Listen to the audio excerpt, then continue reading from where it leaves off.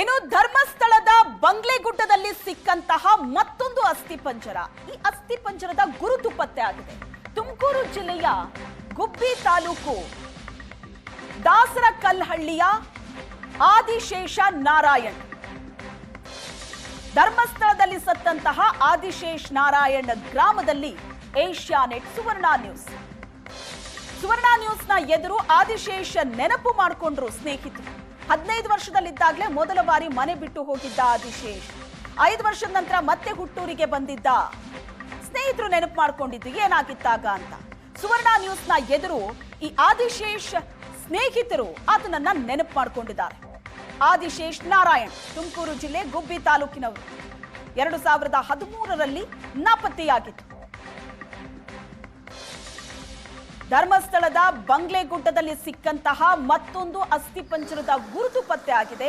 ತುಮಕೂರು ಜಿಲ್ಲೆಯ ಗುಬ್ಬಿ ತಾಲೂಕಿನ ಆದಿಶೇಷ ನಾರಾಯಣ್ ಅನ್ನೋದು ಪತ್ತೆ ಆಗಿದೆ.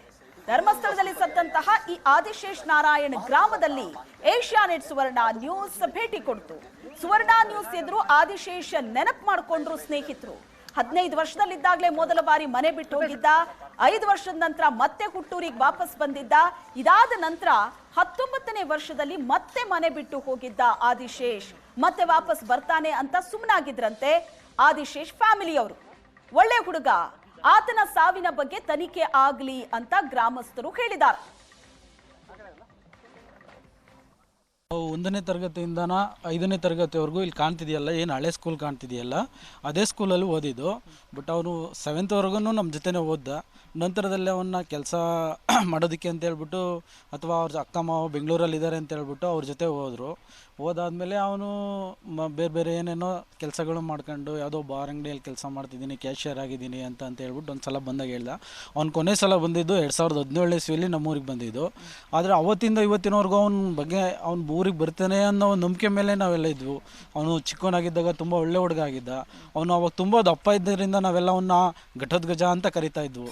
ಆದರೆ ಅವನು ಇದಕ್ಕಿದ್ದಾಗೆ ಕಣ್ಮರೆ ಆಗಿರೋದು ತುಂಬ ವಿಸ್ಮಯ ಆಗಿರೋದು.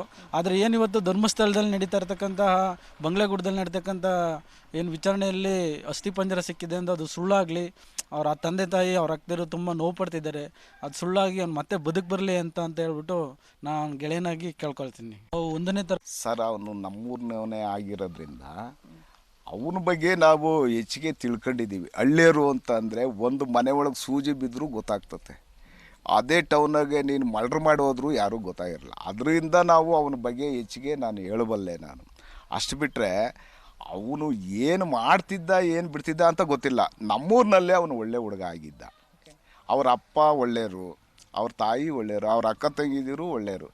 ಭೋಜಣ್ಣ ಅಂತ ಅವ್ರ ಹೆಸರು, ತಂದೆ ಹೆಸರು. ಅವ್ರ ತಾಯಿ ಹೆಸರು ಚೆನ್ನಮ್ಮ ಅಂತ. ಅವ್ರಿಗೆ 2 ಅಕ್ಕದಿರು, ಒಬ್ಬರು ಪದ್ಮ, ಒಬ್ಬರು ಲಕ್ಷ್ಮಿ ಅಂತ. ಇವನು ಚಿಕ್ಕವನು ಆದಿಶೇಷ ನಾರಾಯಣ ಅಂತ. ಅದರಿಂದ ಇವನು ಸುಮಾರು ಒಂದು 15 ವರ್ಷದ ತನಕ ಇಲ್ಲಿದ್ದ. ಅವನು 15 ವರ್ಷದ ಮೇಲೆ ಆಟೋಮೆಟಿಕ್ಕಾಗಿ ಅವನು ಎಲ್ಲೋ ಓದ್ತಿದ್ದನು ಬೆಂಗಳೂರು ಕಡೆಗೆ ಅಂತ ಹೊರಟೋಗ್ಬಿಟ್ಟು ಗೊತ್ತೇ ಆಗಲಿಲ್ಲ. ಒಂದು 5-6 ವರ್ಷ ಅವನು ಬರಲಿಲ್ಲ ಇತ್ತಗಡಿಕೆ.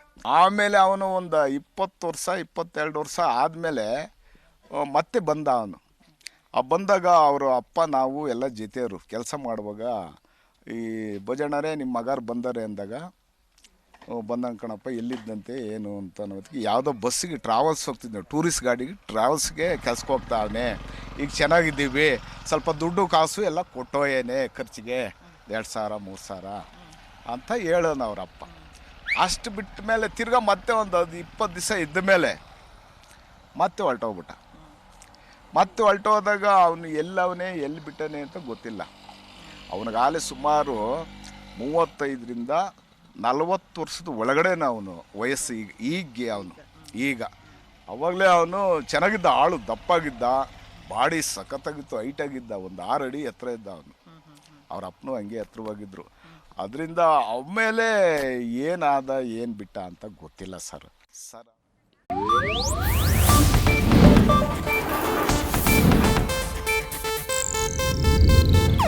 ಇದು ಏಷ್ಯಾನೆಟ್ ನ್ಯೂಸ್ ನೆಟ್ವರ್ಕ್ ಪ್ರಸ್ತುತಿ.